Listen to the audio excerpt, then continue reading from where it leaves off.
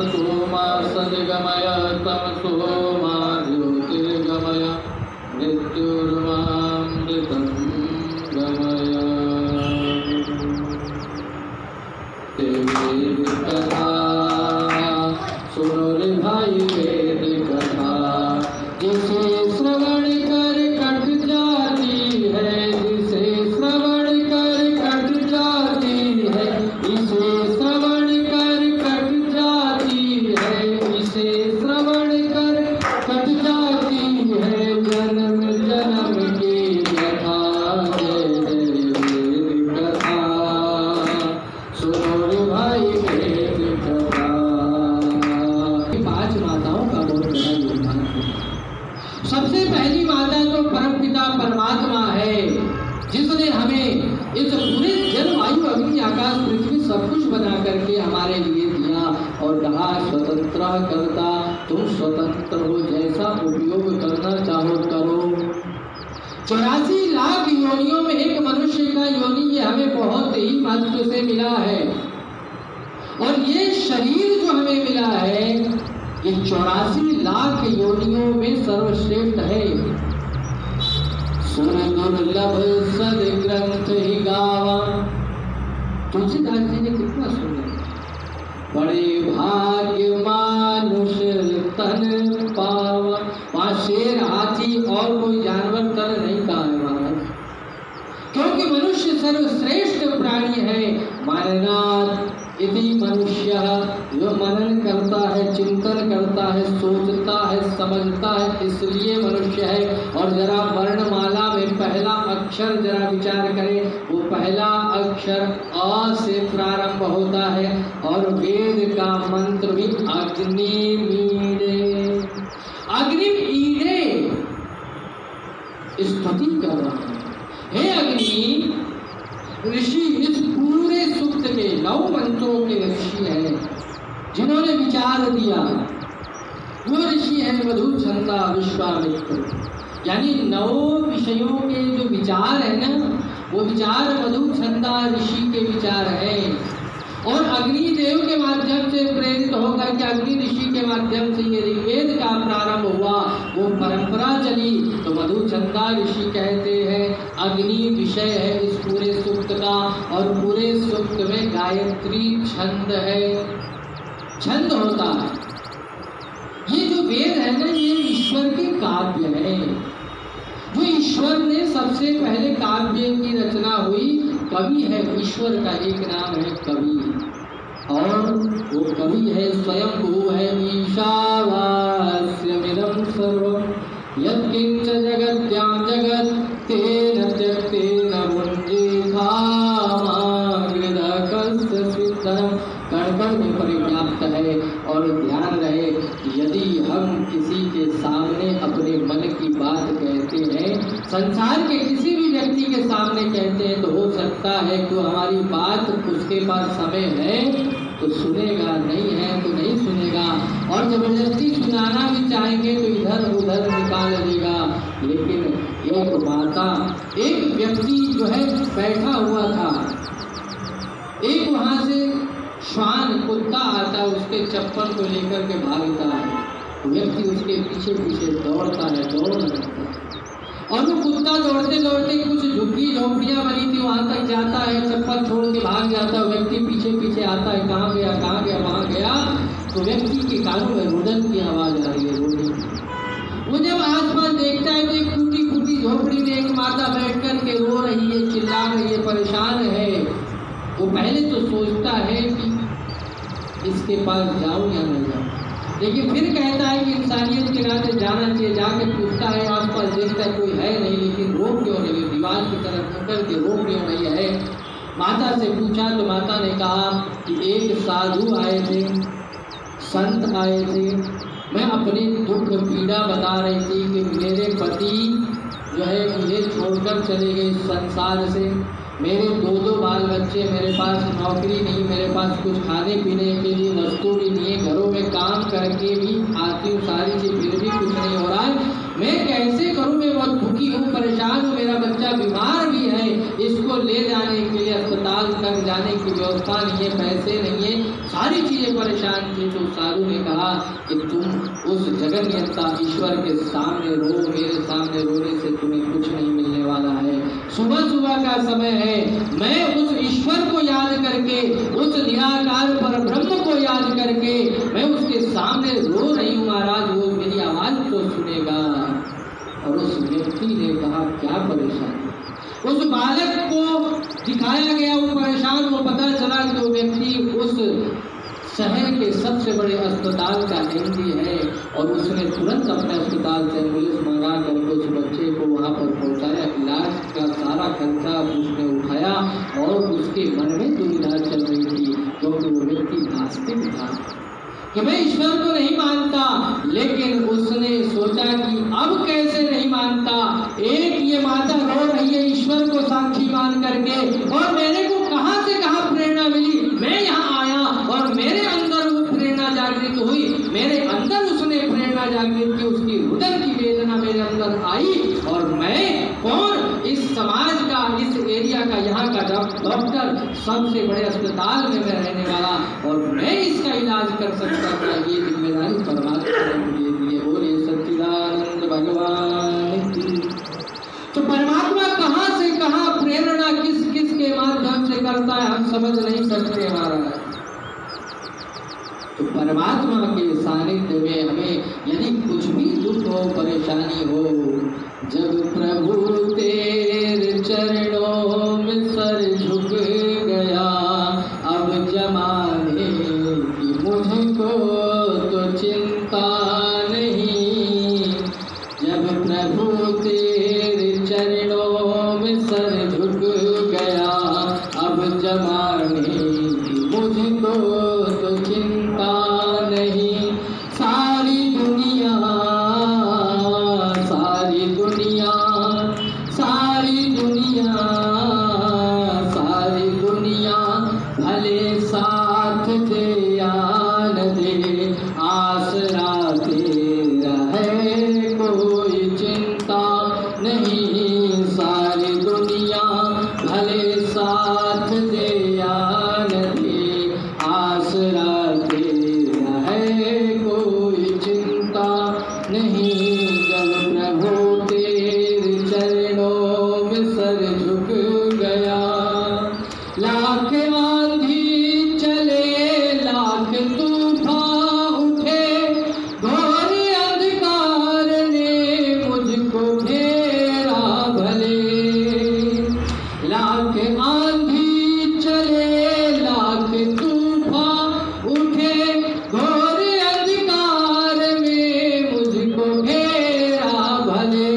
ज्ञान ज्योति, ज्ञान ज्योति, ज्ञान ज्योति प्रभु जब तेरी मिल गई, जग की झूठी तसल्ली की चिंता नहीं। जब प्रभु तेरे चरणों में सर झुक गया। बोलिए सच्चिदानंद भगवान की जय, वेद माता की जय। तो सबसे पहले हमारी माता है ईश्वर। दूसरे नंबर पर जब ईश्वर ने हमें प्रेरणा दी तो हमारी जन्म देने वाली माता माँ है, जननी। और तीसरे नंबर पर जैसे ही हमने जन्म लिया, ये जिस शरीर के माध्यम से इस धरती पर हमने खेलना कूदना प्रारंभ किया, हमारी धरती माता है। तीसरे माता हमारी धरती माता है। और जैसे ही हम माँ के स्तनपान से आगे बढ़ते हैं तो गौ माता ने हमें सहारा दिया। और हमारी चौथी माता गौ माता, जिन्होंने हमारा पालन पोषण अपने दुग्ध से किया। और पांचवी माता है, जब हम चलने फिरने लगे, सब हो गए, तो वेद माता ने अपने शरण में लिया कि तुम्हें जहाँ जहाँ परेशानी होगी मैं तुम्हारा मार्गदर्शन करूंगी, भटकना नहीं। बोलिए वेद माता की। तो वेद माता कहती है अग्नि ईड़े, हे अग्नि मैं तुम्हारी स्तुति कर रही हूँ। सबसे पहले मंत्र में कहा कि अग्नि ईड़े, अग्नि की स्तुति हम करते हैं, अग्नि की प्रशंसा करते हैं, अग्नि के उपासना करते हैं। कैसा अग्नि? पुरोहितम, वह अग्नि जो पुरोहित है। पुरहितम इति पुरोहितम, जो हम सबका हित चाहता है, जो हम सबके सही रास्ता दिखाता है। इसीलिए आचार्य को क्या कहते हैं? पुरोहित कहते हैं। और अग्नि को क्या कहते हैं? पुरोहित कहते हैं। इसीलिए परमात्मा का एक नाम पुरोहित है, क्योंकि वो हमें आगे की ओर बढ़ाता है, हमारा हित करना चाहता है, हमारा सही रास्ता दिखाना चाहता है। ब्राह्मण इस धरती के देवता है।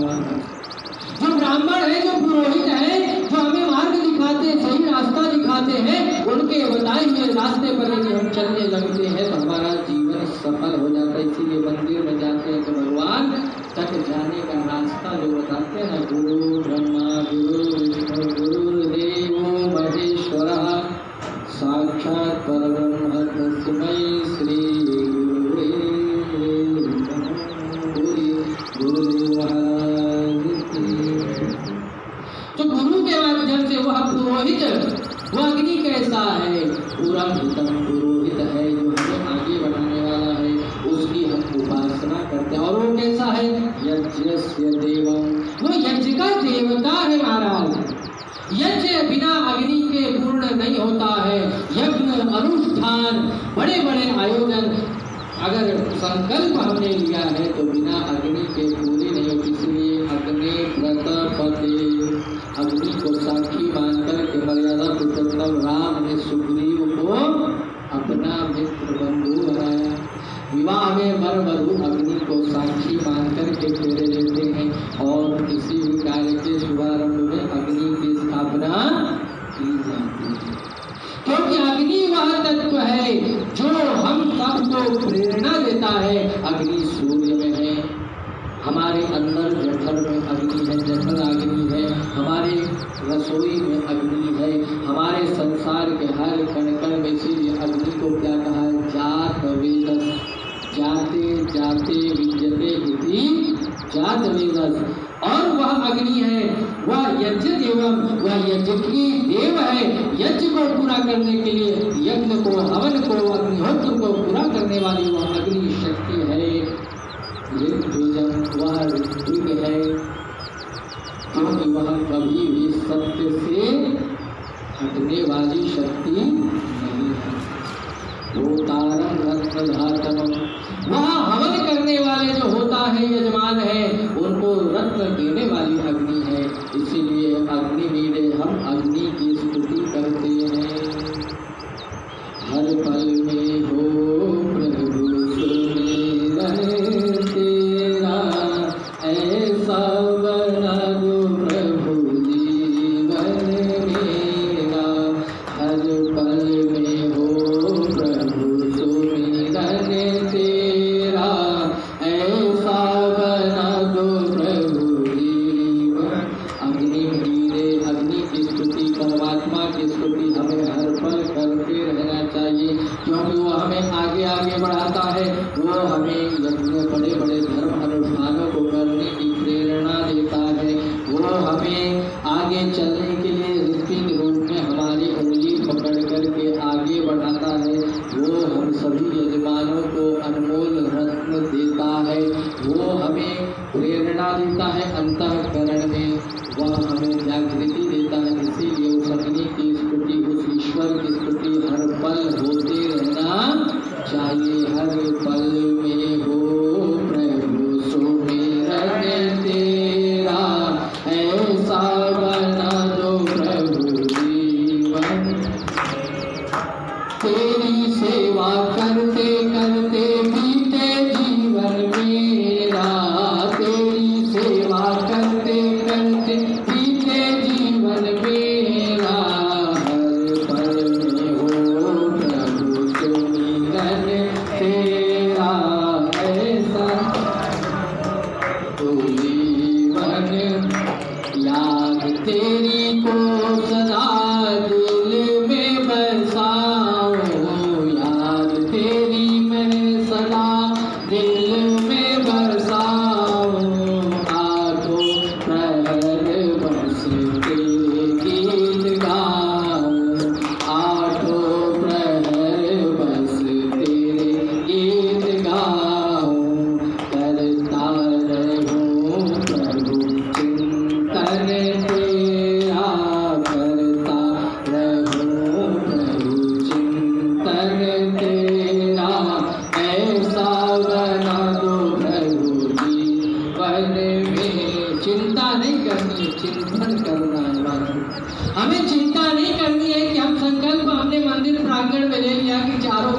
हम श्रवण करेंगे, पाठ करेंगे, कराएंगे तो हमें चिंता नहीं करनी, चिंतन करना है।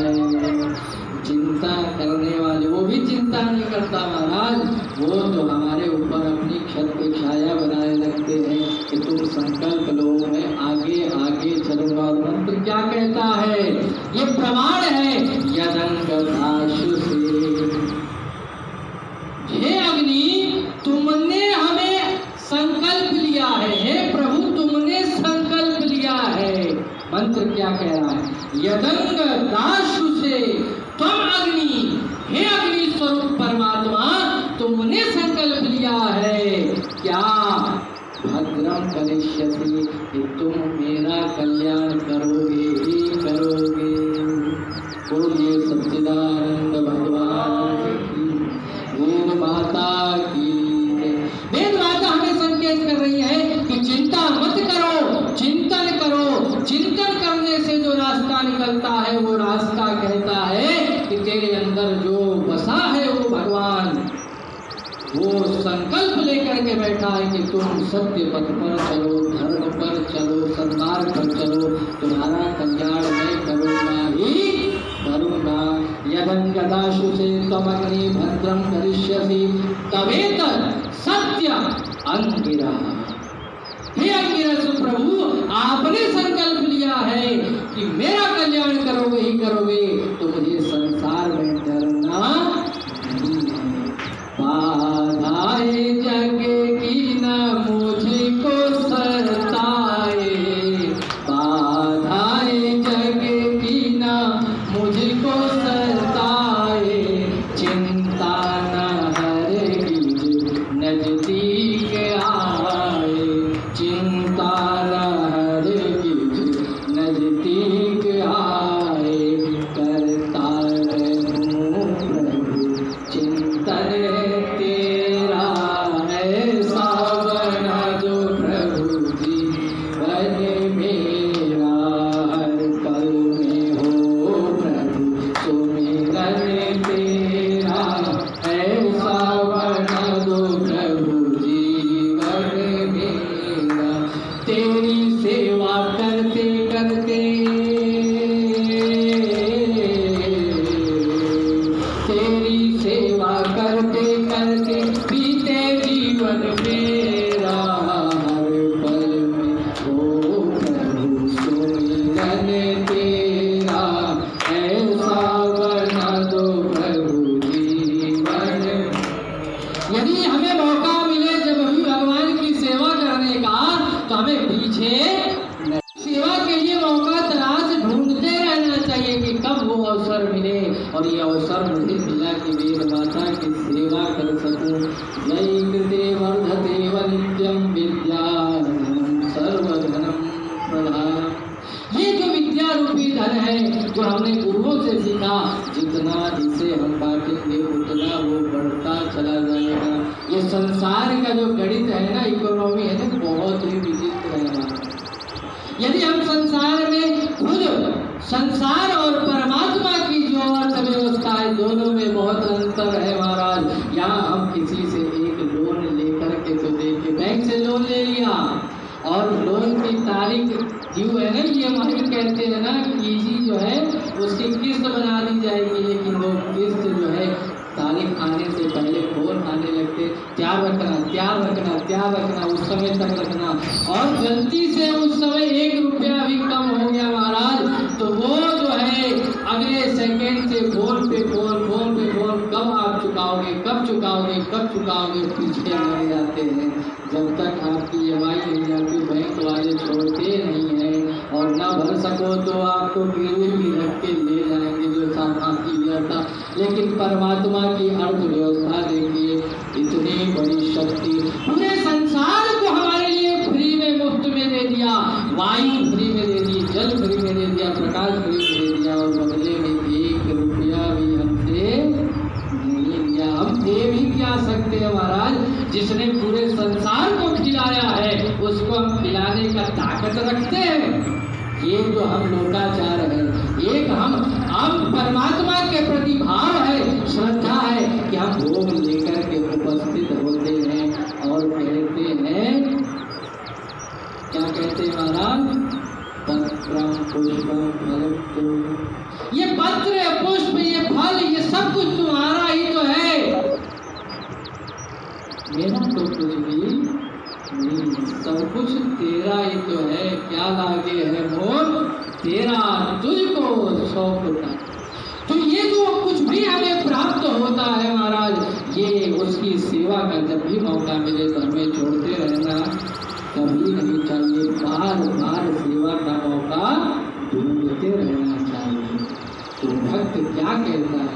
भक्त तेरी भक्ति में साथ हो जाए, मैं न रहूं बस तू ही तू हो जाए। भक्त तेरी भक्ति में ऐसा खो जाए, मैं न रहूं बस तू ही तू हो जाए।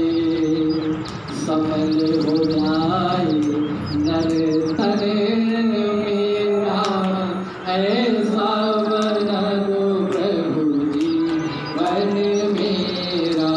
हर पल में हो प्रभु सुमिरन तेरा, ऐसा बना दो प्रभु जीवन मेरा। हर पल हो प्रभु सुमिरन तेरा, ऐसा बना दो प्रभु जीवन। और जब हम सुमिरन करने लगते हैं बार बार अग्नि कीड़े पुरोहितम, जब जब हम अग्नि की स्तुति करने लगते हैं वो सुमिरन हमारे रोम रोम में नस नस में होने लगता है महाराज, तब क्या होता है?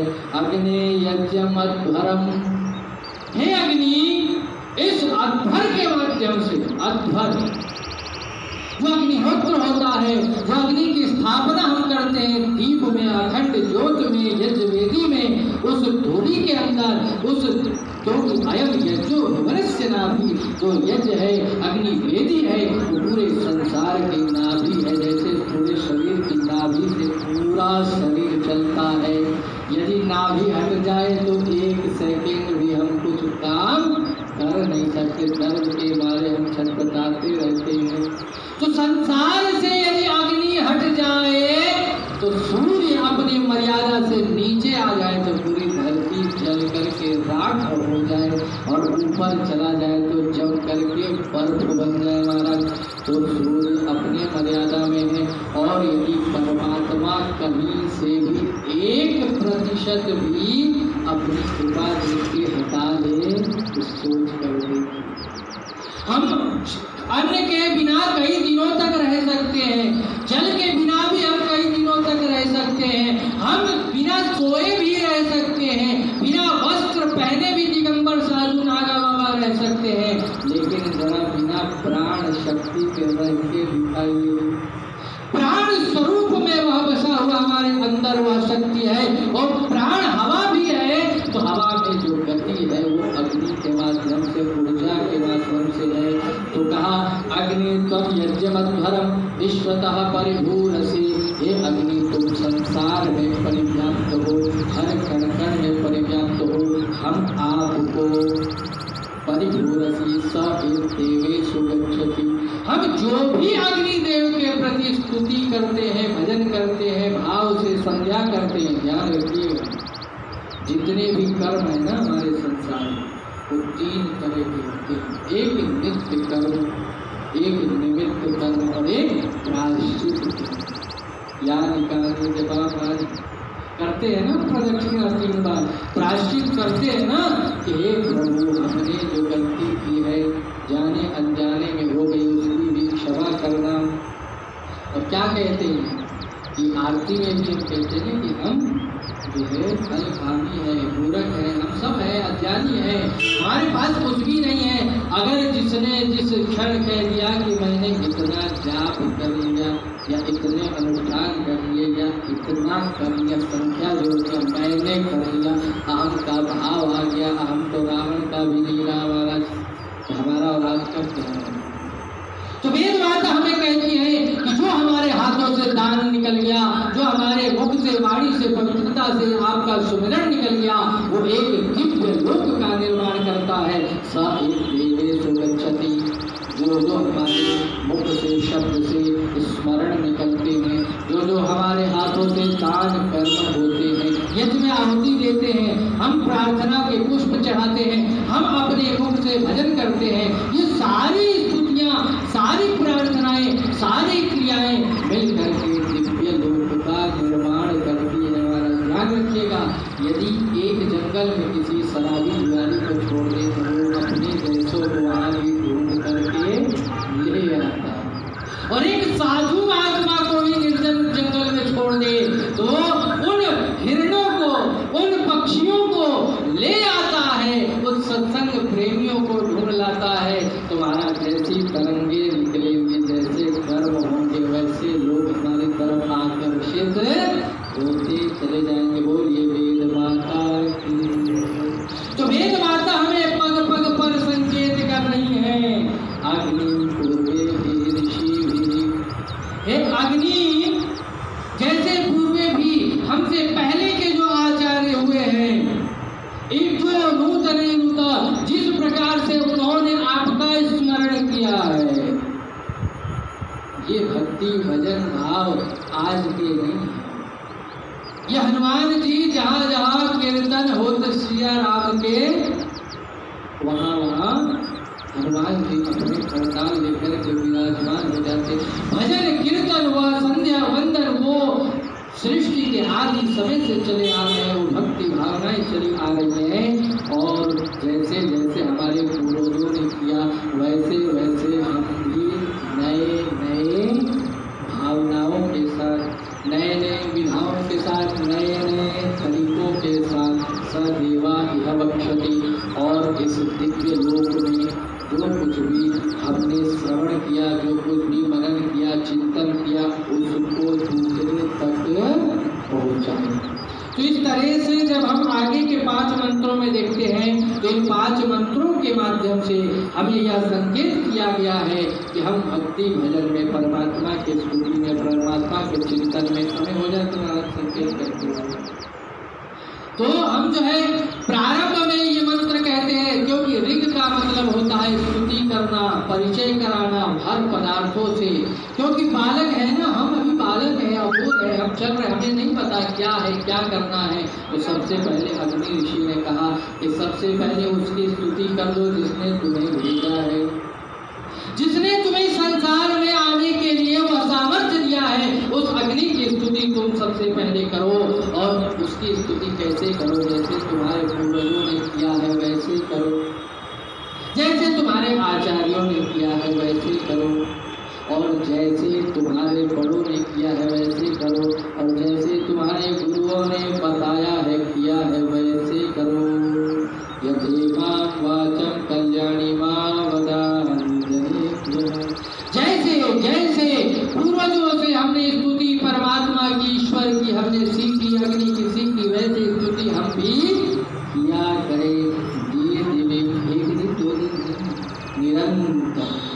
महर्षि पतंजलि योग दर्शन में कहते हैं महाराज कि यह भक्ति भावना 1 दिन में 2 दिन में जागृत नहीं होती है कि बाहर से हाथ जोड़ दे महाराज, जय श्री राम कर और चले जाए, उतने से। हाँ, ना से हाँ तो है, लेकिन अगर ज्ञान पूरा लाभ चाहिए तो बैठ करके कुछ समय निकालना होगा, क्योंकि करते रहोगे भजन धीरे धीरे, भजन धीरे धीरे तो मिल जाएगा वो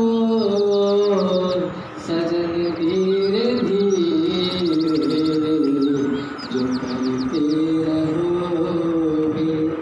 दुनिया में कोई काम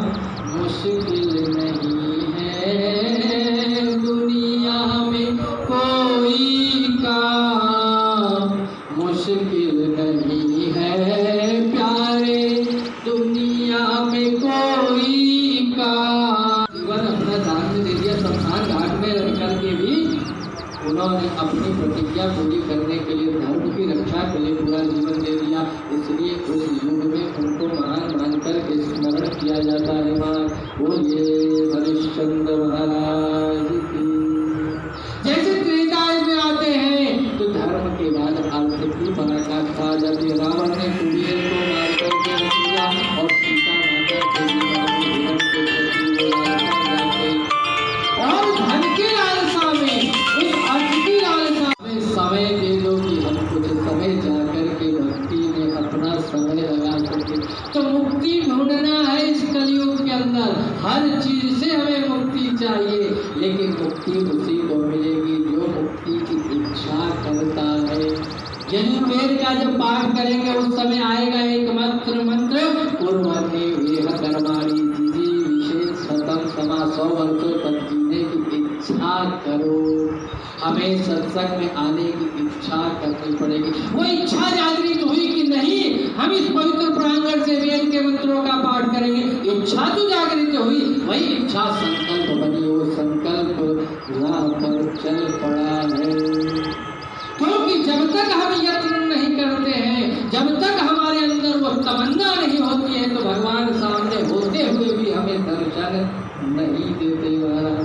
हम दिल में तमन्ना यदि प्रभु से मिलेगी, दिल में तमन्ना हो करो शुद्ध अंतः, करो शुद्ध अंतः, करण धीरे धीरे तो मिल जाएगा वो सजन धीरे धीरे, करो शुद्ध अंतः, करण धीरे धीरे तो मिल जाएगा वो सजन धीरे धीरे। मंत्र में कहा हे अग्नि, हम तुम्हें कैसे प्राप्त कर सके और तुम्हें क्यों प्राप्त करें?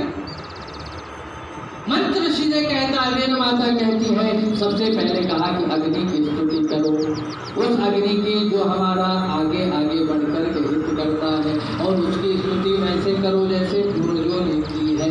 जैसे भगवान शिव ने अग्नि की स्तुति की, भगवान राम ने अग्नि की स्तुति की, हनुमत महाराज ने अग्नि की स्तुति की, उस अग्नि की, उस ऊर्जा शक्ति की, उस अक्षर परब्रह्म की स्तुति जैसे पूर्वज करते आ रहे, वैसे ही तुम भी नित्य प्रति करो।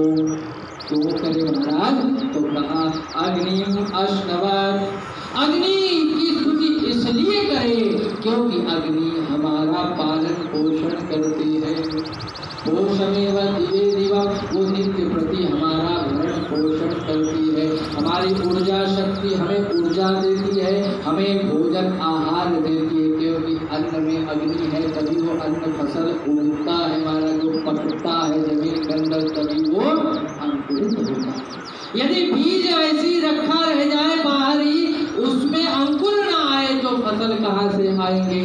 तो उसके अंदर भी वो प्रेरणा दे रहा है कि वो अंकुरित हो रहा, अन्न बन रहा है, जिसको हम खा करके जीवन को चला रहे हैं। वो हमारा पालन पोषण करता है। और यशसं वीरवत्तमं, वो यश कीर्ति को बढ़ाने वाला है।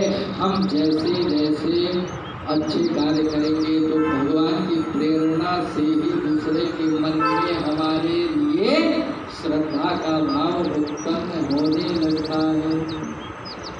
हमारे आचार्यों ने कहा कि यदि किसी की प्रशंसा करनी हो ना तो उसके सामने मत करना, क्योंकि बच्चों की भी प्रशंसा अगर करनी है तो सामने मत करना। अगर प्रशंसा करने लगे तो हम सांसारिक लोग हैं, थोड़े में बोलने लग जाते हैं और वाहवाही होने लगती है कि अब तो पीठ थपथपाने लगते हैं, प्रशंसा मिलने लगी तो वही स्वाध्याय। शिक्षक अपने बच्चों की प्रशंसा करने लगे, तुम बहुत अच्छे, तुम बहुत अच्छा काम करते हो, तो काम आगे बढ़ता नहीं है।